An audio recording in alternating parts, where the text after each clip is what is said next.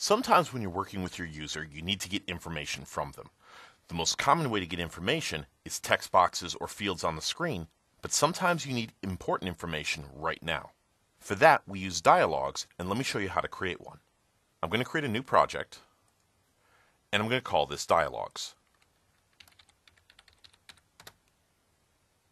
Now I've got my window up, and let's say I need to ask my user a yes or no question. Now just for training purposes, I'm going to create a text block so I can display the information that my user gives me.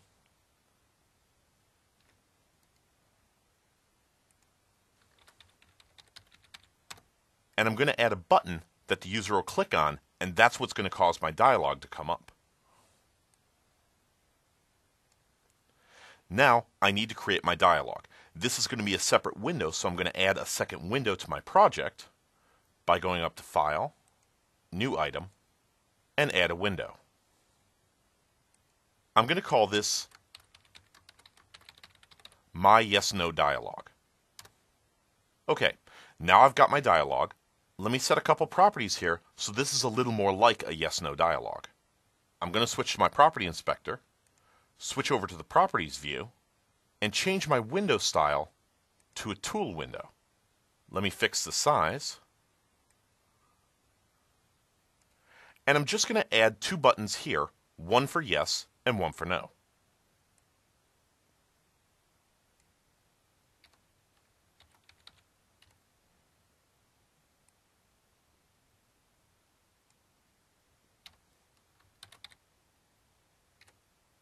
Okay, now let's go ahead and hook up the click handlers on those two buttons to do what I need them to do. First, I've got my no button, so my click handler is going to be respond no.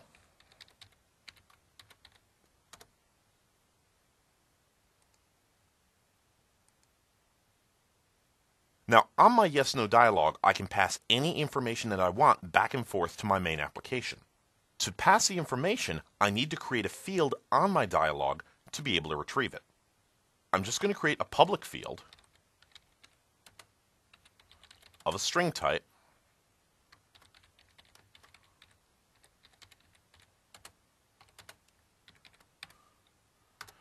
and I'm going to initialize it to an empty string.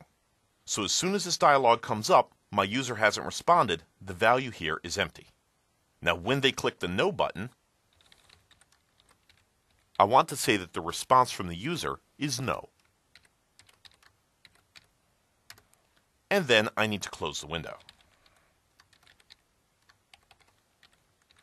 Okay, let me switch back to Blend, select my yes button, and add a click handler for it.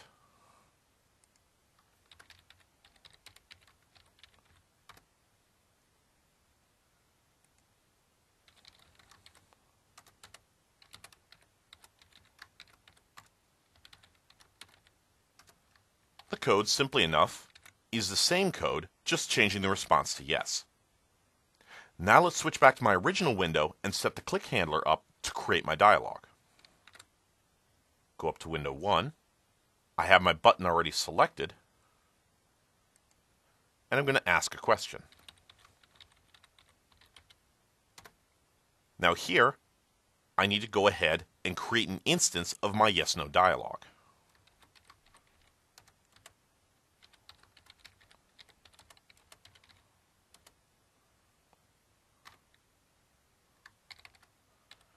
When we were working with the word game, when we created the about dialog, we just used the show command. This time, I'm going to use show dialog. Show dialog tells my code here to bring up my second window, but don't go any further into this particular method until my dialog is finished. At this point, when I reach this line in the code, my dialog will have come up and my user will have closed it by either pressing yes, no, or clicking the X to close the window. They might have also hit escape to cancel the window, but I'll show you what that does in a moment. Now, the last thing I need to do is set the text on my response control to be whatever they said.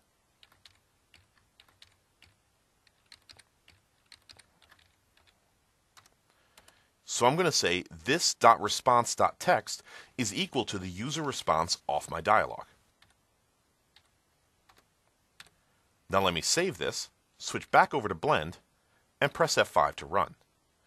Now, my text block still says text block because I haven't run my code yet, but let me press the button.